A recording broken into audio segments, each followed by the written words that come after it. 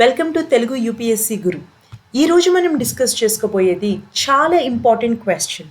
అది ఏంటి అంటే UPSC civil services examination clear చేయడానికి కోచింగ్ అనేది మ్యాండేటరీయా? ఫస్ట్లీ అసలు మనకి కోచింగ్ అనేది ఎందుకు అవసరం అనేది చూద్దాం. ఒక ఫస్ట్ మెయిన్ రీజన్ వచ్చేసి lack of understanding the syllabus. మనకి సిలబస్ ఏంటి అన్నది చదివినప్పటికీ కూడా క్లియర్గా అర్థం కాదు. దానివల్ల మనకి కోచింగ్ అవసరము అని మనం అనుకుంటాం. Second thing, lack of proper guidance. ఇది చాలా ఇంపార్టెంట్ విషయం. మనము ఈ ఎగ్జామ్ క్రాక్ చేయాలి అంటే ఒక ప్రాపర్ గైడెన్స్ అనేది మనకి చాలా అవసరం. దానివల్ల కూడా మనకి కోచింగ్ నెససరీ అని మనం అనుకుంటాం. థర్డ్ది, చాలామంది క్లియర్ చేసిన వాళ్ళు అయి ఉండొచ్చు, లేదా మన చుట్టుపక్కల ఉన్న వాళ్ళు కూడా అయి ఉండొచ్చు. మనం ఈ ఎగ్జామ్కి ప్రిపేర్ అవుతున్నామని తెలిసిన వెంటనే మనకి ఇచ్చే సజెషన్స్ ఏంటి అంటే ఏదైనా కోచింగ్ ఇన్స్టిట్యూట్లో జాయిన్ అవ్వు అంటారు. సో అది కూడా ఒక రీజన్. తర్వాత peers to discuss and study. మనం ఒక్కలమే ఉంటే కాంపిటీషన్లో నుంచి బయటకు వచ్చేస్తాం, మనకు అర్థం కాదు ఏం జరుగుతూ ఉంటుందో. అదే పియర్స్ ఉన్నారనుకో ఐడియాస్ షేర్ చేసుకోవడానికి బాగుంటుంది. కాబట్టి ఈ ఎన్వైర్న్మెంట్ క్రియేట్ అయ్యేది కోచింగ్ ఇన్స్టిట్యూట్స్లో, కాబట్టి గ్రూప్ స్టడీకి కూడా ఇక్కడ వీలు పడుతుంది అని అది కూడా ఒక రీజన్గా కన్సిడర్ చేస్తారు. తర్వాత రీజన్ ఏంటి అంటే కోచింగ్ మెటీరియల్. మనకి అన్ని కోచింగ్ ఇన్స్టిట్యూట్స్లో వాళ్ళు ఒక మెటీరియల్ అనేది మనకి ఇస్తారు, ఈ ఎగ్జామ్కి సంబంధించిన మెటీరియల్. దానిలోని ఇన్ఫర్మేషన్ మనం గ్యాదర్ చేయడానికి కూడా కోచింగ్ నెససరీ అని అనుకుంటాం. తర్వాత రెగ్యులర్గా టెస్ట్స్ పెడుతూ ఉంటారు, డిస్కషన్స్ జరుగుతూ ఉంటాయి. ఇది కూడా ఒక రీజన్ అన్నమాట. ఈ టెస్ట్ పెట్టిన ప్రతిసారి మనల్ని మనం ఇవాల్యుయేట్ చేసుకోవచ్చు, అసెస్ చేసుకోవచ్చు మనం ఎక్కడున్నాము అన్నది.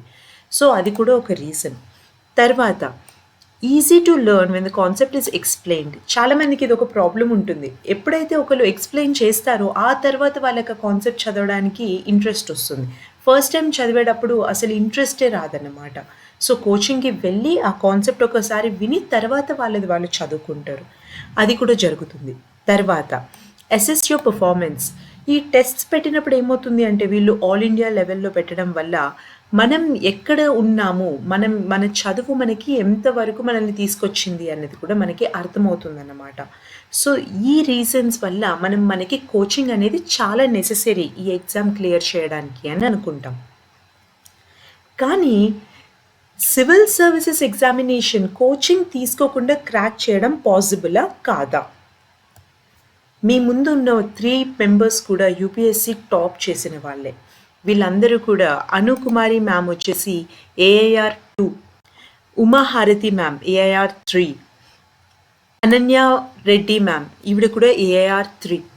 వీళ్ళందరూ కూడా కోచింగ్ తీసుకోలేదండి. వీళ్ళందరూ కూడా కోచింగ్ తీసుకోకుండా సెల్ఫ్ స్టడీ చేసి ఈ ఎగ్జామ్ క్రాక్ చేశారు. ఉమా మ్యామ్ అయితే కోచింగ్కి వెళ్ళారు, బట్ ఆవిడ తర్వాత ప్రిపరేషన్ అంతా కూడా కోచింగ్ లేకుండా సెల్ఫ్ స్టడీయే చేశారు. సో దీన్ని బట్టి మనకు అర్థమైన విషయం ఏంటి, కోచింగ్ తీసుకోకపోయినప్పటికీ కూడా ఈ ఎగ్జామ్ క్రాక్ చేయడం పాసిబులే. వీళ్ళే దానికి లైవ్ ఎగ్జాంపుల్స్ అన్నమాట. అయితే చాలామంది కోచింగ్ తీసుకొని కూడా 1 సంవత్సరం కాదండి, చాలా ఇయర్స్ కోచింగ్ తీసుకొని కూడా ఈ ఎగ్జామ్ క్లియర్ చేయలేకపోతున్నారు. అసలు ఈ రీజన్ ఏమై ఉండొచ్చు? కోచింగ్ తీసుకొని వాళ్ళు క్రాక్ చేస్తున్నారు, కోచింగ్ తీసుకున్న వాళ్ళు కూడా చాలామంది క్రాక్ చేయలేకపోతున్నారు. రీజన్ ఏంటి? ఇప్పుడు మనం కోచింగ్ ఇన్స్టిట్యూట్స్ ఉన్న కాన్స్ చూద్దాం. ఫస్ట్ ఏంటి అంటే టూ మచ్ ఆఫ్ ఇన్ఫర్మేషన్. మనకి ఎంత మెటీరియల్ ఇస్తారు అంటే కోచింగ్ ఇన్స్టిట్యూట్స్ వాళ్ళు అది ఎంత చదివినా కూడా రివైజ్ చేయడానికి చాలా ఇబ్బంది అయిపోతుంది. మీరు చదివి ఉండొచ్చు, మెటీరియల్ అంతా చదివి ఉండొచ్చు, కానీ అదంతా మళ్ళీ రివైజ్ చేయాలి అంటే నెక్స్ట్ ఇంపాసిబుల్గా అనిపిస్తుంది. అంత ఇన్ఫర్మేషన్ ఇస్తారు.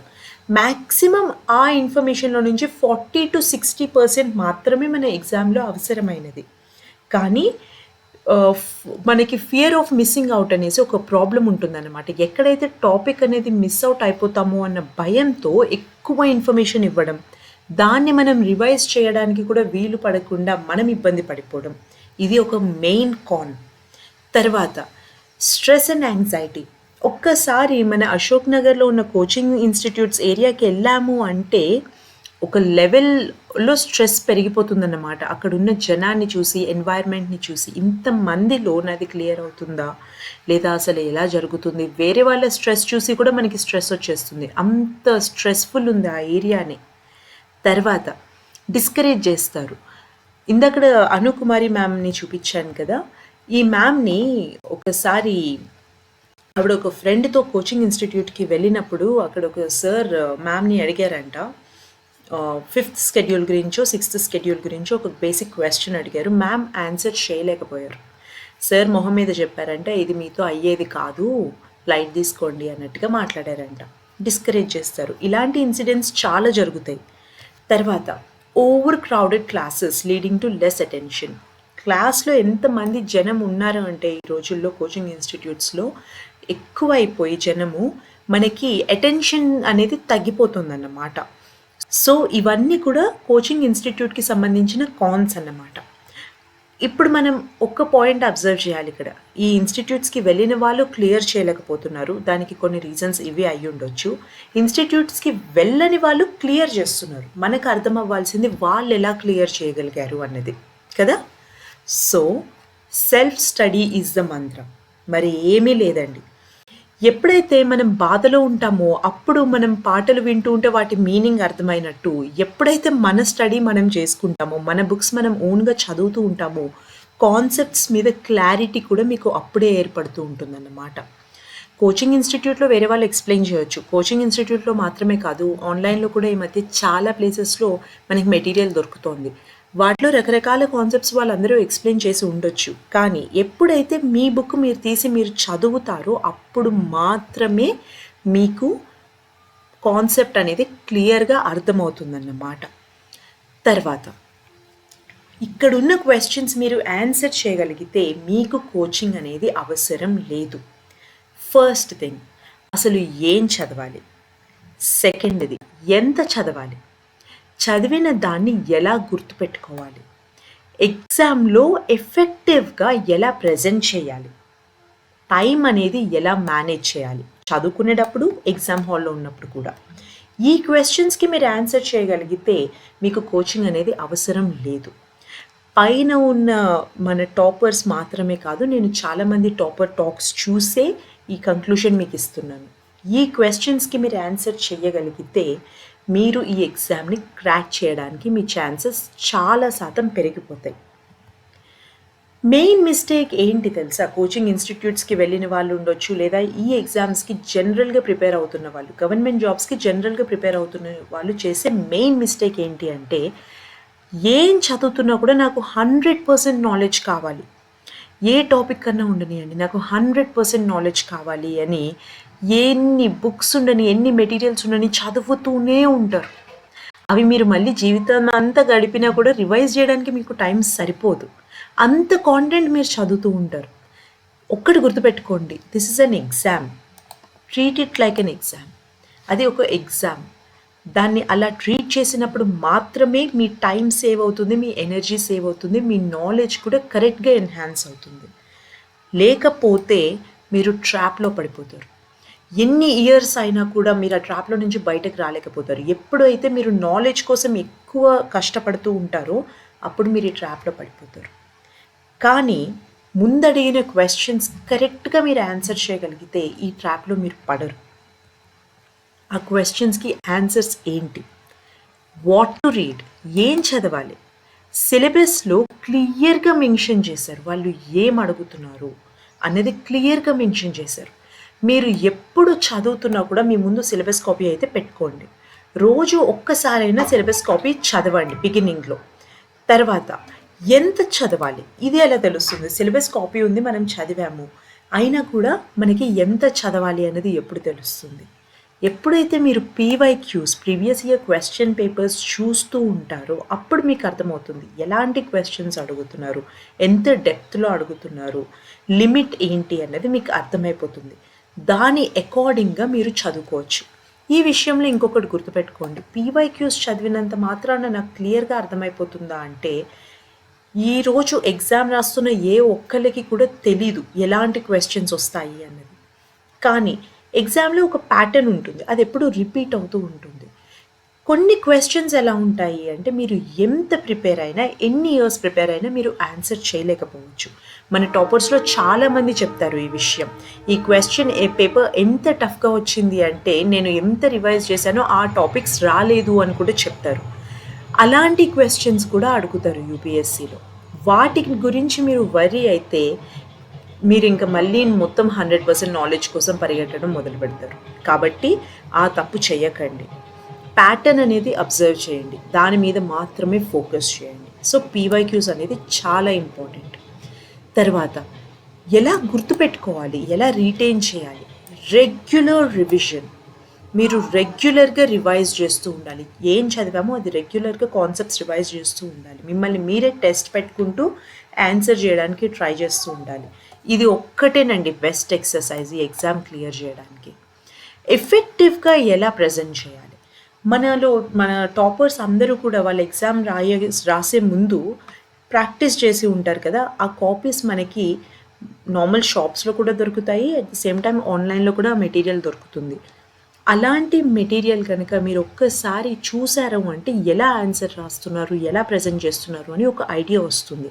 కాబట్టి మీరు సిలబస్ ఒక్కసారి కంప్లీట్ చేశారు, ఫస్ట్ రీడింగ్ అయిపోయింది అంటే ఫస్ట్ టాపర్ కాపీస్ తీసుకొని ఒకసారి చూడండి వాళ్ళు ఎలా ఆన్సర్ చేశారు అన్నది.